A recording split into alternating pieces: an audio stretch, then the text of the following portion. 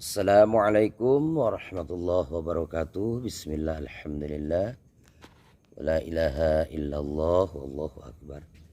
Allahumma salli ala sayyidina Muhammadin wa ala ali sayyidina Muhammad. Kama sallaita ala sayyidina Ibrahim wa ala ali sayyidina Ibrahim fil alamin innaka Hamidum Majid.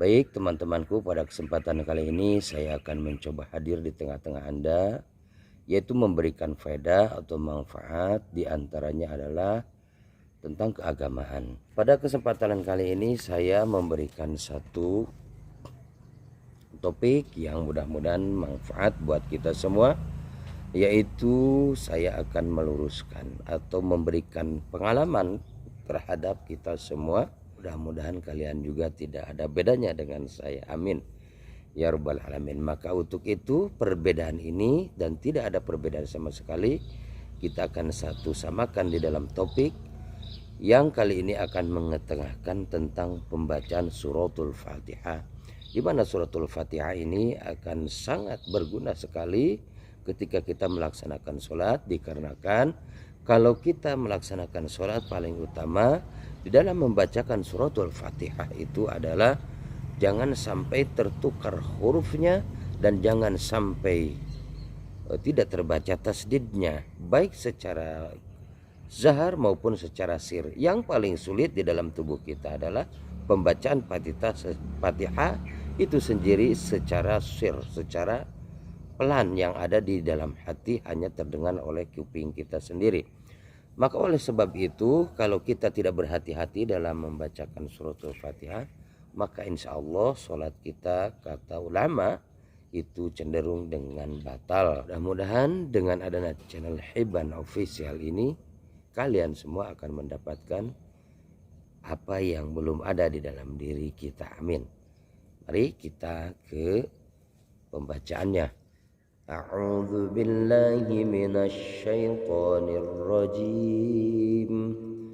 Bismillahirrahmanirrahim. Maaf sekali teman-teman, ini saya bukan ahli Korea, ya bukan ahli Qur'an. Ini hanya bisa untuk diri sendiri karena memang tidak begitu tahsin di dalam mengeluarkan makharijul hurufnya. Dilanjut. Alhamdulillahi rabbil alamin.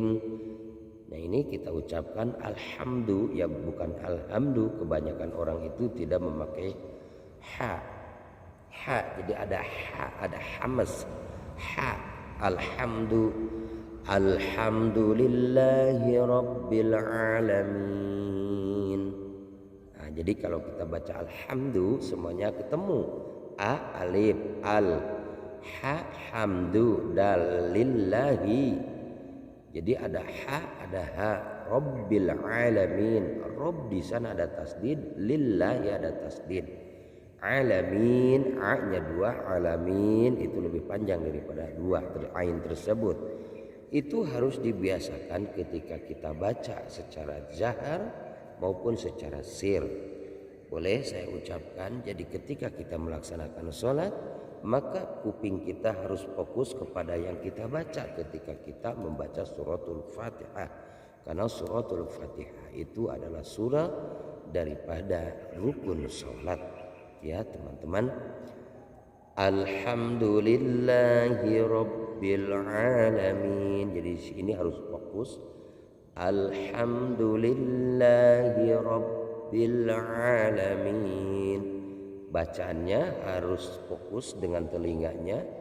Bacaan itu menurutkan mata hati kita, dikarenakan hati kita lah yang bisa membaca dan mengucapkan adalah mulut, yang membenarkan adalah telinga. Kalau yang tiga ini tidak konsisten, tidak bersatu, maka otomatis kita termasuk orangnya sholatnya lalai. Bukannya saya sudah tidak lalai, tetap saya pun lalai, tapi ini adalah perantara supaya pembacaan kita lebih baik tentunya. Lanjut. Ar-Rahmanir-Rahim.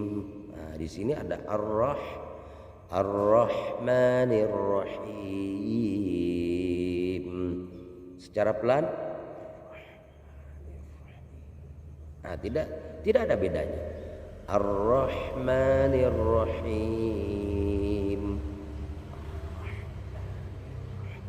Nah, ini penting sekali teman-teman ya. Penting sekali karena kebanyakan kita di dalam sholat tidak fokus. Ini belajar fokus. Ini kita lagi belajar fokus. Dibaca zahar ataupun sir itu harus sama. Nah, kalau misalkan kita sudah bisa membacanya seperti itu, maka otomatis persyaratan membaca Fatihah di dalam sholat itu tidak akan salah, teman ya. Dilanjut, Maliki yaumiddin. Di sini ada ma, ada panjang, maliki ada lin, maliki yaumiddin. Di sini ada dal bertasdid, maka ini adalah 2 harokat. Din ada di sana mad adridil sukun, itu bisa dibaca dengan 5 ya, 5 harkat ya, 5 ketukan ya, 2 alif setengah. Maaf, ini saya bukan ahli, tetapi kita belajar untuk masing-masing belajar untuk supaya bisa kita melaksanakan di dalam melaksanakan sholat bertambah baik. Saya bukan ahli, tapi itu sudah cukup untuk mewakili pembacaan ya. Jangan sampai tertukar. Lanjutkan, iyyaka na'budu. Nah, di sini kalimat iyyaka na'budu yang paling serius harus kita benahi, dikarenakan Allah Subhanahu wa taala ketika kita membaca lafaz iyyaka tidak ada tasdid di sana. Kata Allah di dalam hadis qudsinya mengatakan bahwa dia menyembah matahari, wa iyyaka nasta'in, dan dia memohon pertolongan, meminta pertolongan kepada matahari pula. Nah, ini teman-teman berarti sholat kita menjadi kufur ya, keluar daripada agama Islam ya, karena kita menyembah kepada matahari. Maka di sini itu langsung Allah, berhati-hatilah kita membacakan kalimat iyyaka ketika sholat baik zahar maupun sir. Iyyaka na'budu wa iyyaka nasta'in. Seperti itu ya. Bagaimana secara sirnya?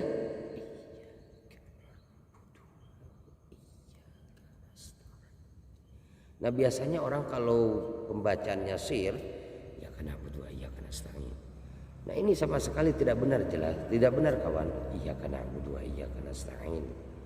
Nah, kalau kita sholat sendiri jangan seperti itu. Itu kita harus benarkan, karena sholat itu tiangnya agama yang menentukan baik dan buruk kehidupan kita itu adalah agamanya, sholatnya terutama. Maka kalau kita sholatnya belum dibenahi, ini berasa dengan saya sendiri, saya berawal dari seperti itu. Iyyaka na'budu wa iyyaka nasta'in. Tasdidnya dia hadir, na'budu ainnya hadir, wa iyyaka nasta'in dia sinnya juga hadir, teman. Dilanjut, ihdina bukan ihdina, ihdinas. Nah, di sini kadang-kadang ada orang, kadang-kadang kita lupa sodnya itu ada bertasdid. Jadi ihdinas sirata, karena hanya satu, artinya kurang daripada dua ketukan. Harusnya ihdinas. Nah, dia 2 ketukan itu ihdinas. Ada 2 ketukan ya kalau bertasdid itu. Ihdinas siratal mustaqim. Nah, ini yang harus kita bedakan antara shad dan sin ya. Ihdinas siratal mustaqim. Sebetulnya kalau dilihat dari mimik kita gaya berbicara, bedanya itu hanya shad sin. Nah, hanya bibir, ada gerakan bibir aja. Shad sin. Ihdinas siratal mustaqim. Nah, kalau ini beda, kalau ini sama hurufnya kita baca, ya tentu artinya pun berbeda, teman. Maka kalau perbedaan huruf sehingga berbeda makna, yang kita baca itu salah, maka sholat kita itu gugur, temannya. Siratal ladzina an'amta 'alaihim. Siratal ladzi. Jadi harus fokus biarpun kita membaca Al-Qur'an ini dengan membuka mata. Kalau tidak fokus antara pembacaan keilmuan kita dengan mata kita, dengan telinga kita, itu tidak akan benar, teman. Maka ini harus difokuskan yang 3 perangkat ini.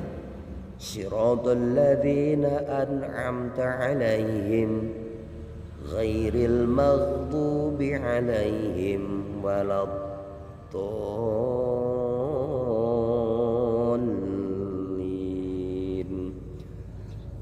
Teman-teman, inilah yang bisa sampaikan, inilah yang bisa saya sampaikan dalam kesempatan kali ini. Mudah-mudahan ada manfaat yang bisa kita aplikasikan di dalam video ini kepada pekerjaan kita, kepada amal yang kita sehari-hari.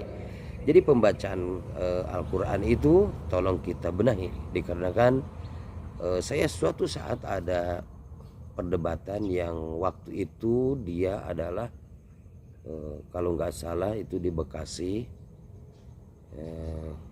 tapi saya tidak disebutkan notaben daripada perkumpulan organisasi dia.